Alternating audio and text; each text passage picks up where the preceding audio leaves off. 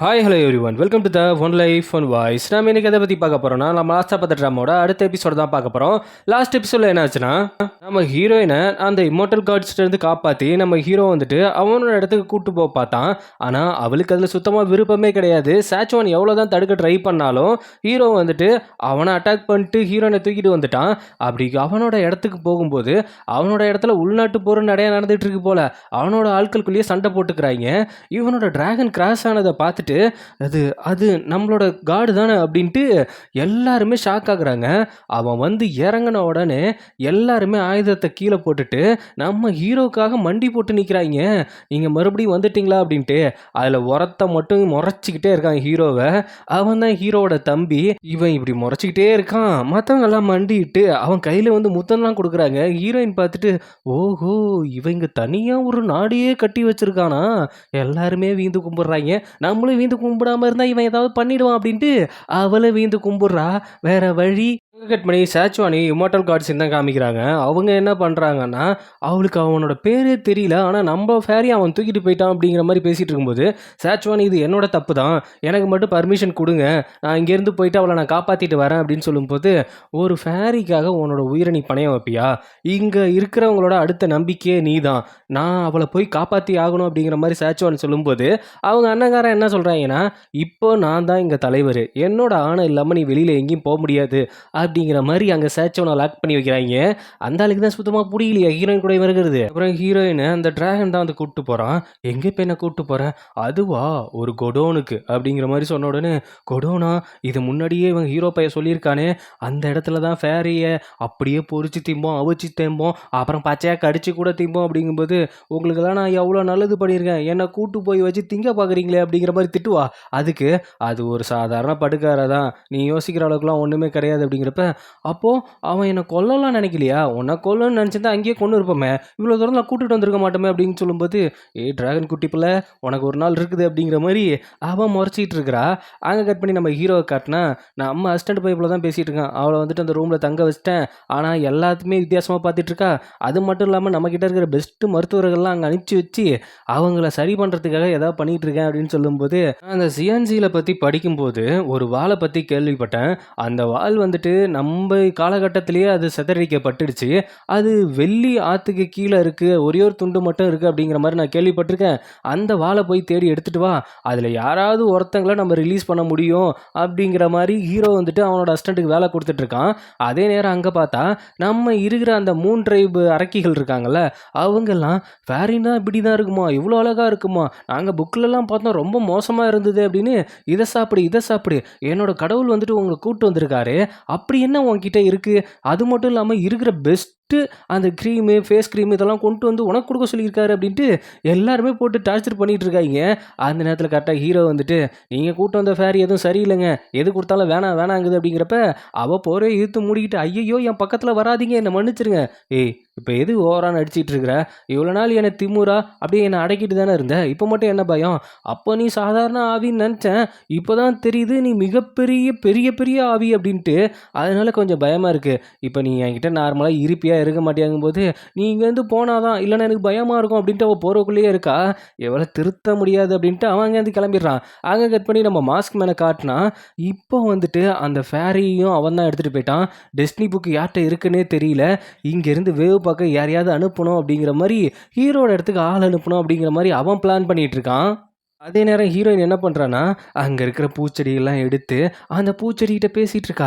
இங்கே பாருங்கள் செடிகளே, நீங்கள் வந்துட்டு இங்கே இருக்கிற வீரர்களை தூங்க வச்சுருங்க, அதுக்கப்புறம் நான் வந்துட்டு அந்த இம்மோட்டல் காட்ஸ் என்னோட இடத்துக்கு போயிட்டு அங்கேருந்து உங்களை நான் காப்பாற்றி இங்கே வருவேன், எனக்கு ஹெல்ப் பண்ணுங்க அப்படின்ட்டு அதோட சக்தி எடுத்து அங்கே இருக்கிற வீரர்களை மயக்கிட்டு, அதுலேயும் ஒருத்தனை இடிச்செல்லாம் தள்ளிட்டு போவா தெரியுங்களா, தள்ளிட்டு போயிட்டு கதவை திறந்தா நம்ம டிராகன் பைபிளில் முன்னாடி நிற்கிறாங்க. உங்களால் இங்கேருந்து தப்பிக்கவே முடியாது, என்னோட மாஸ்டர் உங்களை பார்க்கணுன்னு கூப்பிட்டாரு அப்படின்ட்டு ஜெயிலுக்குள்ளே கூப்பிட்டு போகிறான். இங்கே பாரு, அந்த பெட்ரூமே எனக்கு ஓகே தான், நான் இனிமேல் தப்பிக்கலாம் ட்ரை பண்ண மாட்டேன், என்னை ஜெயிலெல்லாம் போட்டுறாதீங்க அப்படிங்கும்போது அங்கேருந்து நிலவரைக்குள்ளே கூப்பிட்டு போகிறாங்க. அது ரொம்ப இருட்டாக இருக்குது, என்னை என்ன காலம் ஃபுல்லாக இங்கேயே அடைச்சி வைக்க போறியா அப்படிங்கிற மாதிரி சொன்ன உடனே, ஆமாம் நீ தான் உன் மனசில் சாச்சுவான் தவிர வேறு யாரும் இல்லை அப்படின்னு சொன்னீங்க, இப்போவும் சொல்கிறேன் சாச்சுவானை தவிர என் மனசில் வேறு யாருமே இல்லை அப்படிங்கும்போது கொஞ்சம் ஒரு சொடக்கு போடுவான் பாருங்களேன். அப்படி சொடக்கு போட்டு காமிக்கிறப்ப அவ அவ இருந்த இடம் மாரியே இங்க ஒண்ணு கிரியேட் பண்ணி வச்சிருப்பான் பாருங்களேன்.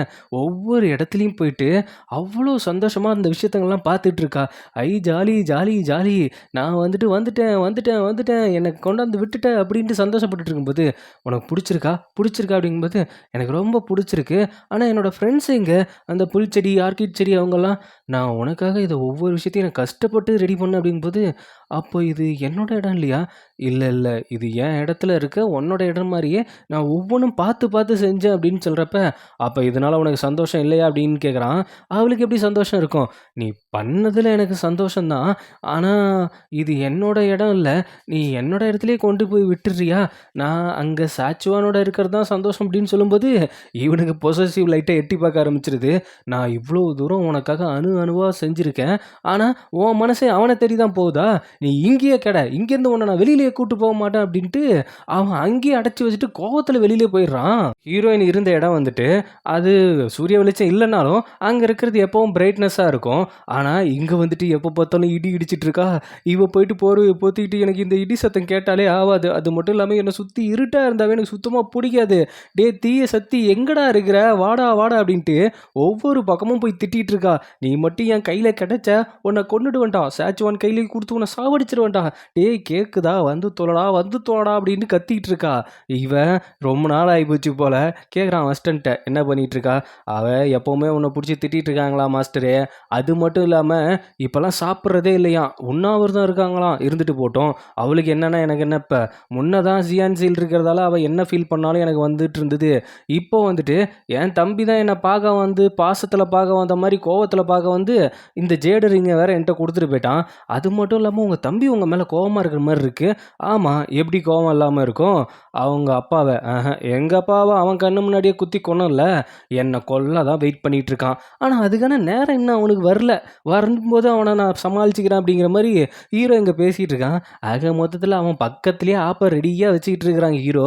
அதுக்கப்புறம் ஹீரோயின் ரொம்ப சீரியஸா இருக்கா அப்படிங்கிற மாரி நியூஸ் வந்தோனே, அவன் ஓடி போய் பார்க்குறான். "எதுக்காக இப்படி பண்ணிட்டு இருக்க? எனக்கு இங்க உள்ளேயே இருக்க ஒரு மாரி இருக்கு. நான் வெளியில போகணும். அப்படி லாஸ்ட் டைம் உன்ட்ட பேசுனது தப்பு தான்" அப்படிங்கிற மாரி சொல்லும்போது தான், அப்போ ஒரு விஷயம் காட்டுறாய்ங்க. என்னன்னா, இவன் இந்த இடத்த சுத்தி காட்டிட்டு இருக்கும்போது சேச்சுவன பத்தி பேசியிருப்பாள்ல. அப்போ வந்துட்டு, "எனக்கு மட்டும் வேணா ஆசையா? உன்ன நான் இங்க கூட்டு வரணும், உன் கூட இருக்கணும், உன்ன நான் விரும்பணும் அப்படின்ட்டு. உன்ன நான் காதலிக்கிறேன்னு மட்டும் நெனச்சிராத" அப்படிங்கிற மாரி அவன் சொல்லியிருப்பான். எனக்கு புரியல. நான் உன்ன காதலிக்கவே இல்ல. என் மனசுல சேச்சுவன் தான் இருக்கான் அப்படிங்கிற மாரி அவன் சொல்லிடுறா. நானும் உன்ன காதலிக்கல. என்ன பண்றது? இந்த சிலான்சிலால தான் நீயும் நானும் இணைக்கப்பட்டிருக்கோம். முன்னாடி நீ என்ன ஃபீலிங்ல அஃபெக்ட் ஆனாலும், எது வேணாலும், நான் என்ன பண்ணாலும், அது என்னோட நல்லத வச்சு தான் நான் பண்ணணும். உனக்கு எல்லாம் பண்ணி குடுத்தது அதனால தான் அப்படிங்கிற மாரி சொல்லியிருப்பான். அப்ப அவளே கேட்பா, "அப்ப எனக்காக எல்லாம் பண்ணது, ஆ எல்லாம் இதனால தான். இப்ப என்னோட ஜேட் ரிங் வந்துருச்சு. அதனால உன்னால என்ன கண்ட்ரோல் பண்ண முடியாதே தவிர, ஆனா இந்த சாபத்த எப்படி போக்குறதுன்னே தெரியல" அப்படிங்கிற மாரி உண்மைய போட்டு உடைச்சோனே, அவளுக்கு ஒரு மாரி ஃபீலிங் ஆயிருக்கும். அத நெனச்சு, "இங்க பாரு அது உண்மதான். அதனால உன் மேல அக்கறை இல்லன்னு தான் அர்த்தம் இல்ல" அப்படிங்கும்போது, "என்ன கொஞ்சம் வெளியில கூட்டு போறியா?" அப்படிங்கிற மாரி கேட்குறா. வெளியில போனோனே, "இங்க பாரு என்ட்ட எதுவும் சொல்ல நினைக்கிறியா?" அப்படிங்கிற மாரி அவ கேட்டுக்கிட்டே டபுக்குன்னு ஹீரோவ புடிச்சு கிஸ் பண்ணிர்றா. அப்படி கிஸ் பண்ணா எனக்கே ஷாக் ஆயிடுச்சு. என்னடா திடீர்னு சண்டை போட்டுட்டு இருந்தா, ஒரு வேளை லவ் வந்துடுச்சோ அப்படிங்கிற மாரி நானும் யோசிக்கிறேன்.